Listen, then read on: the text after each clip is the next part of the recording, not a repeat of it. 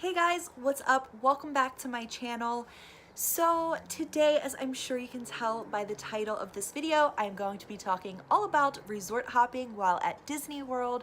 Resort hopping is a fan favorite and it is just an incredible experience. It is a really fun thing to do if you have an off day or if you have just a day that you want to do something but you don't want to spend money to go to a park, or if it's like the first or last day of your trip and you still, want to do something but it's just not a good day to go to the park.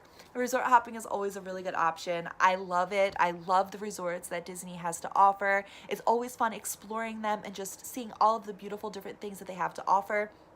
And if you didn't know, I did post a vlog from my recent trip to Florida where me and my mom and my mom's friend went resort hopping. It was the first day we actually made a full day out of doing that, but it was an incredible experience. I knew enough about the resorts to be able to make a day out of it, and it was just so much fun. I absolutely loved it. So definitely please be sure to go check out that video. I will have it linked down below.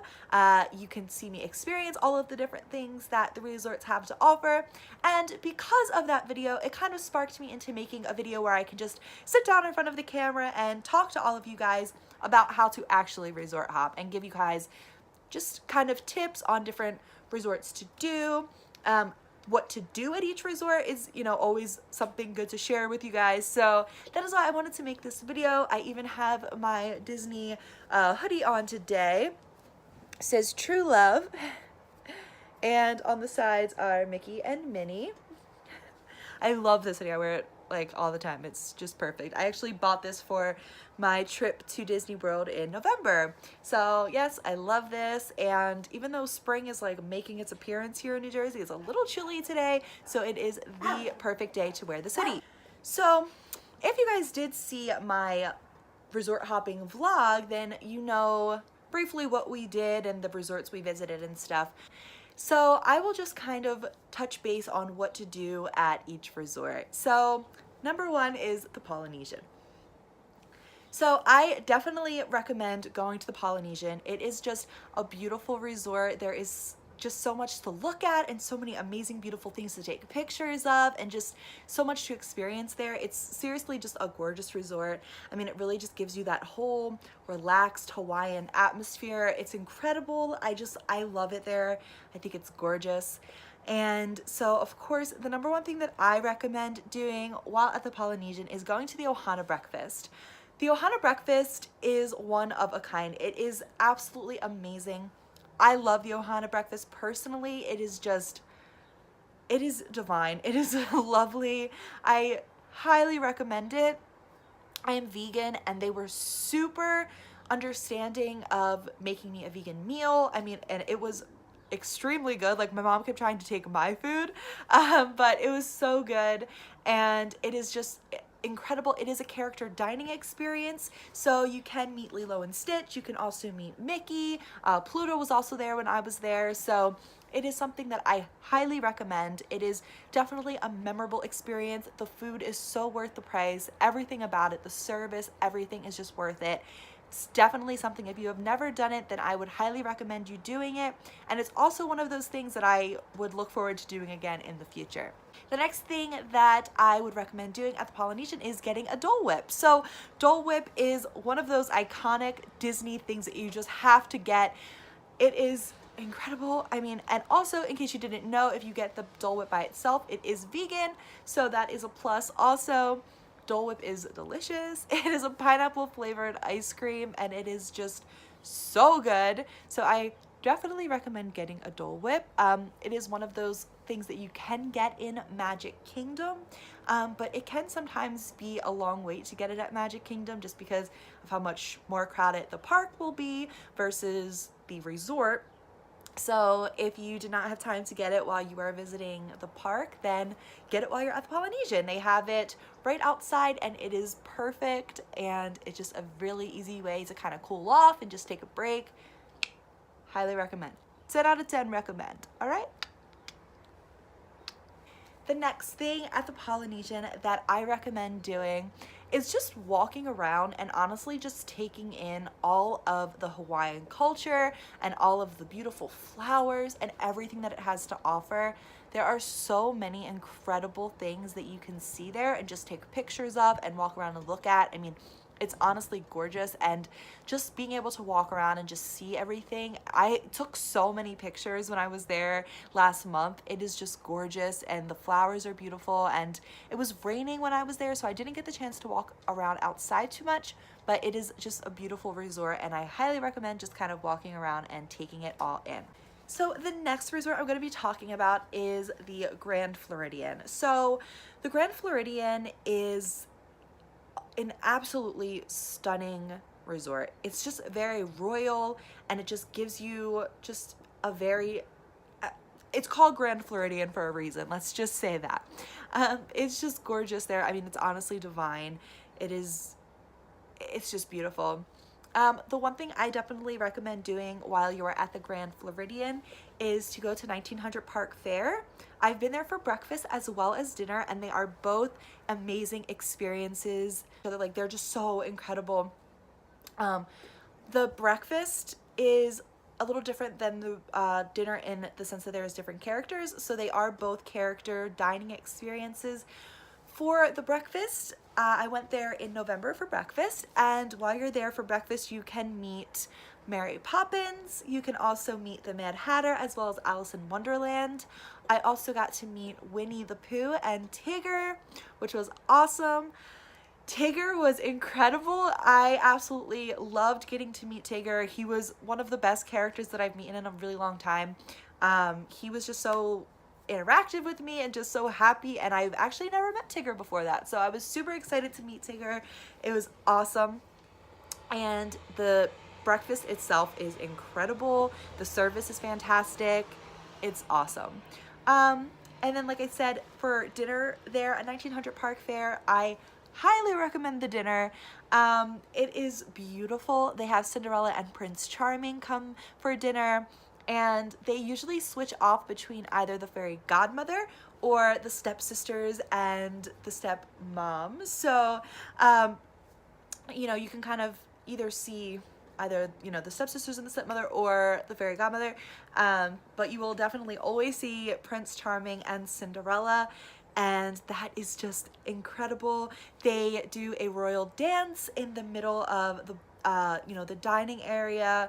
The food is impeccable. It is incredible. Like, seriously, I actually have not been there since I've been vegan, so I'm not sure if their vegan options are, but when I was there a few years ago for dinner, it was amazing. So I definitely recommend doing that. As a vegan, I will have to look into the different food options I could have there for dinner, but it is incredible. Other than that, at the Grand Floridian, there isn't much to do, but definitely walk around, look at all the gift shops. The gift shops there are really, really good. They sell a lot of things that you may not see at the parks, and just things that might be like sold out at the park. So I definitely recommend just kind of walking around, looking at all the different gift shops. During Christmas time, they have a big gingerbread house set up in, like the main lobby, which is awesome. They also have the big piano. So it's just a beautiful place. Like I said, it's very royal looking, and it's just one of those ones that you have to see. So the next resort that I want to talk about is the Contemporary. And just so you guys know, the Contemporary, the Grand Floridian, and the Polynesian are all what they call the monorail resorts. So if you go to the Magic Kingdom Ticket and Transportation Center, you can take a resort to all of these 3 monorails. And it's a really good way to just kind of hit 3 of the main resorts right off the bat. So that's why I wanted to start with these ones, because this is some of the easier ones to do, because like I said, you can just go right to the Magic Kingdom Ticket and Transportation Center, take the resort monorail, and you can hit all 3 of these. So the Contemporary. The one thing I definitely recommend doing while at the Contemporary is seeing the Mary Blair mural. So the Mary Blair mural is absolutely gorgeous. Mary Blair, in case you didn't know, was someone who had a part in Alice in Wonderland, Peter Pan. She had parts in classics like those, and she does have a mural at at the Contemporary. So I definitely recommend going and checking that out. If you are an art fan like myself, you will definitely love seeing this. It's gorgeous. It's a really cool place to take pictures in front of. It's a really cool thing to take pictures of. So I definitely recommend doing that as well. The other thing that I would say to do at the Contemporary is Chef Mickey's. While I have not ever eaten at Chef Mickey's, it is just a really cool place. Like, you can just see how cool of an atmosphere it is and how much fun it would be to experience a dining experience there. So I definitely recommend doing that. And also, if you don't get the chance to go to the Contemporary, a really cool thing is that while you're riding on the monorail actually goes right through the Contemporary, which is a really cool experience. The kids love that. They think it's so cool. And if it is time for the Chef Mickey dining experience, you can actually sometimes see Mickey walking around, which is really cool as well. The next resort that I want to talk about is the Animal Kingdom Lodge. So the Animal Kingdom Lodge has two different buildings. There's one that is like the Vacation Club building, and then the other one that is just like the major, bigger building. So the first one is really just a smaller version of the other one. So if you don't have time to do both, do the bigger one. At the first one, you can see some animals kind of roaming around and just like other cool little things to take pictures of, but that's really it. At the bigger one, there is just so much to see. So definitely, if the weather permits, go outside and see all of the amazing animals that Disney has at the Animal Kingdom Lodge. You can just see all of them roaming around outside. I mean, they have everything. They have giraffes. It's just like incredible. Like, you can just see all of these beautiful, amazing animals just kind of roaming around outside. And it's so cool to take pictures of. It's such a cool thing to experience because, you know, like I said, if you don't really have time to like go to the park or something, this is a really cool way to get a fun experience in. It's fun for the adults, it's fun for the kids. It's a really cool family way to just have a good experience. So I definitely recommend doing that. Also at the Animal Kingdom Lodge, they have a huge window that looks outside. It is beautiful. They have all these vines that like intertwine up. It is incredible. I love it. And although that's not something you can necessarily do, I just think that it's something really cool to see, something that you should see. So that is awesome. They also have a really big bridge up top, which is really cool. So I definitely recommend going onto the bridge, taking some cool pictures, and just experiencing that as well.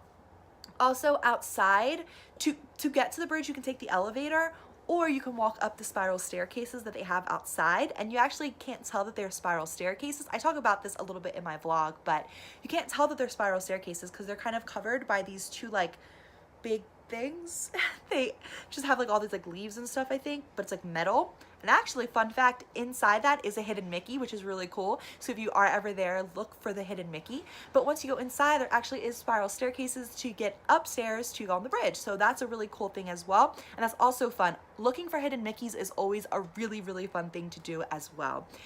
So that kind of covers it for the Animal Kingdom Lodge, but that one is so much fun. Like, even though it doesn't sound like a lot, you can actually spend a lot of time at the Animal Kingdom Lodge. I would say that I spent the most there on my trip last month. It is just so much fun, and it's really cool to see all the animals, like I said, and just, it's just a really pretty resort. So definitely recommend going there.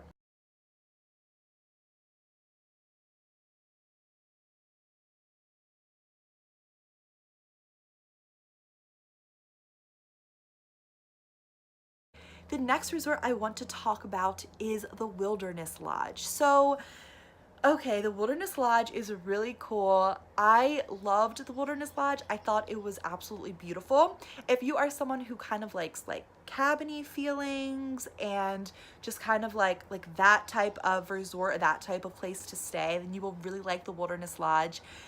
I adored it. I thought it was beautiful. It was an amazing place to see. The number one thing I recommend doing there is going to Whispering Canyon for lunch. So for those of you who don't know, Whispering Canyon is a really cool dining experience. It is not a character dining, but it doesn't need to be because it is just so incredible by itself. It is a very interactive dining experience. The waiters and waitresses will make you be interactive with them.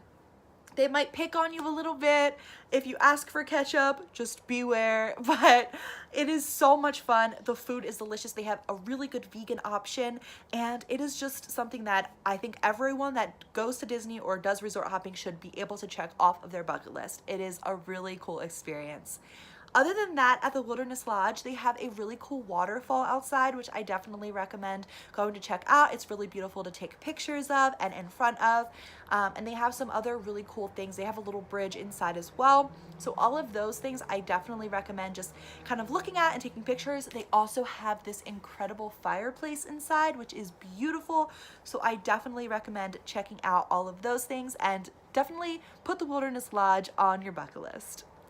The next place I want to talk about is the boardwalk. It is a really cool place to kind of just see all of like the different, I don't know, like the boardwalk is just a really pretty place to go. So if you're going to the boardwalk, definitely do Beaches and Cream. I love Beaches and Cream. I went there before. I got the kitchen sink, so I don't eat ice cream anymore, but I did go there when I wasn't vegan. I got the kitchen sink, which is like this huge kitchen sink filled with ice cream, like an ice cream lover's dream. I'm telling you guys, there was 4 of us and we all split it and we could barely finish it. So definitely go there, try to tackle the kitchen sink. It's so much fun.